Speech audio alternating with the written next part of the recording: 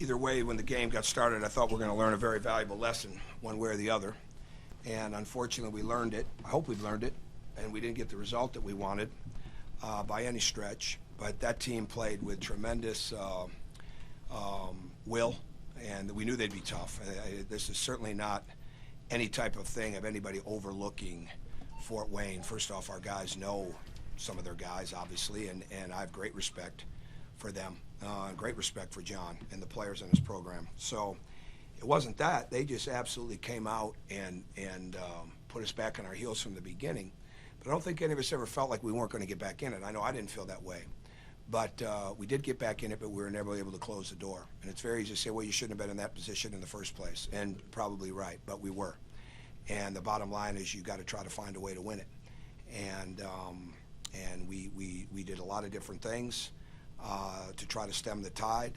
But the bottom line is they executed better. And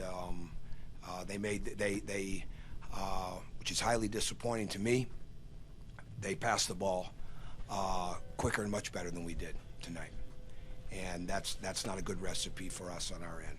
But we were not as locked into the personnel and what we needed to get done with the blockouts and things of that nature. With all that being said, we make our free throws. We have a couple other plays. It's a different result. But it wasn't. They earned it. We didn't. And I had no illusions of that our leadership was where it needed to be, or that we were as mature as we needed to be when we were winning at Kansas and Hawaii, and didn't get caught up as a coach in all the hype on the outside, just as I'm not going to get caught up in whatever comes our way now. It's the whole bottom line is how much better can you get, how much are you willing to improve and work, and can we, starting with me, look at it and say, okay, this is what has to get better. These are what our Achilles heels are. Let's fix them gradually, because there is no real break in the season where you get to sit back and say, okay, well, we'll have a couple weeks to figure this out. But those are the things that we have to do, and that's what we'll work on. Questions? You talk a little bit, you mentioned the passing, but just what do you feel like? I guess you feel like you guys couldn't get kind of consistent offense moving. Was it not being able to get out in transition the way you wanted? Was the ball not moving the way you wanted? No, we knew going in we were not we needed it. The game was giving us the inside. It was just giving us the fact that we could get into the post. It wasn't a matter of we couldn't play as fast or things like that. That wasn't the case. The case was taking what the game was giving us. But frankly, as much as we posted, there were times that we missed the post, and there were times that we didn't continue to seal or come across the other side. And we just didn't do a good enough job of that. The ball didn't move as crisply and as accurately and from side to side or ball reversal wise as much as it needed to. And I'll get that fixed. You know, I'm definitely will. But I'm more concerned about the times that we didn't block out or our ball screen coverages. This was not a game of really getting ready for a ton of different sets. There were sets, obviously, but it was more a game of getting ready for the ball screen game, for what their personnel tendencies were, and then for when the shot went up to really be good on the glass. And we didn't do as good a job over 45 minutes of that. Yeah, I should cover that. OG is sick, and we tried, and I'm not sure what it is, but it started this afternoon, and so we certainly tried to push him through there, but he didn't have it. And rather than try to force it, we tried to go with it. So I mean, it is what it is. I mean, if I thought he could have helped us, I certainly would have played him. But the way he was feeling, and then the way that he was playing when he was on the court, I didn't see trying to fight. It wasn't set up for him to really fight through that. So I trusted that he didn't feel good, and we'll move from there. Tom, defensively down the stretch near the end of regulation, and certainly during the end of regulation, you really picked up the pace. You played some zone. What was the key to that? Changing the defenses. I mean, we needed to get the penetration stopped.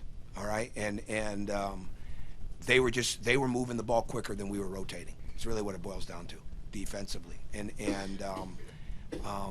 our ball screen. Mo Evans is very good, and we knew that. I mean, Bryson Scott is very good. John Conchar, very good. I mean, John's an excellent coach, and it's not a fluke, the record that they have, and it's not about levels. Those guys, and I don't think we ever quite grasped, and this is probably the youth of this team, and the fact that I've said this, and I know it's hard to relate to this if you don't see it on a daily basis, but. And it's really easy to get it looked at the other way when you win a game like we did with Kansas.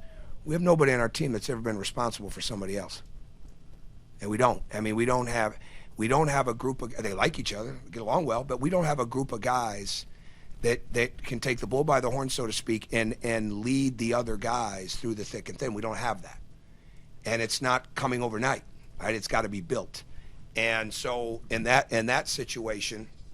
Because our communication defensively wasn't good, and we just needed to stem the tide, and I thought it worked pretty well for us. We rebounded better out of it. We challenged shots, and I'll watch it. You know, I don't have a great grasp on the last 3-4 minutes of regulation and the overtime as far as what went wrong, what didn't go right. You know, what went right, what went wrong. But I'll look at that in the film, and we'll make the adjustments from there. You're driving the ball a lot toward the end of the game, and you know you weren't getting calls. Yeah, we didn't make the next pass. I mean, we needed to make the next pass, and I'm ashamed of that, to be honest with you. That's not how we play. You know, we wanted to drive the ball, but our game is drive and kick. Our game is not, and I'm just going to leave it at that. You watch the game. We got to get a lot better, and we got to get a lot better from that. The drive was set up to create the help. If we didn't get the basket, I mean, if we couldn't get the one-on-one and the help came, make the pass. That's how we play every day. That's how we've played exclusively, and we got away from that. And so with a short bench tonight, unfortunately, I'm going to take full responsibility for that in the sense that we didn't move the ball the way that we needed to, and I'll get it fixed. Coach, you say that there's not a guy that's a bull by the horn sort of guy. Is there a guy or a group of guys that you're looking to become those sort of leaders on the team? Well, I don't know if that's even a good analogy with when I use that. There's just it takes it's well, you'd like to come from your upperclassmen, right? But it's harder than it seems because when you don't have enormous confidence in your own personal game, okay? And we got some young guys. I mean, they have not done it over a period of time, right? The injured guys, same thing. I mean, not done it over a period of time. You got to be able to get out of yourself a little bit and make sure you're really concerned about the other guys, holding them accountable. And all teams go through this that I've been a part of when they don't have the one or two guys that just absolutely are built that way. It's very hard to be hard on your friends and be demanding of them, but we have no choice. I mean, that's part of the game.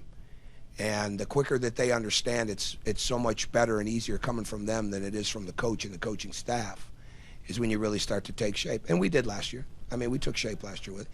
But again, it takes longer than people realize in some cases. Some cases for some teams it doesn't. I've had some teams that those guys are natural. I mean, they're natural. People are going to flock to them in the sense of what they say. This team's not like that. So to answer your question, I don't know if it's one or two guys.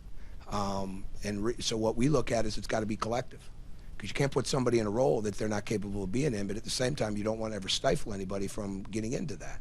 So, but that just adds to it. We didn't make enough plays to win the game.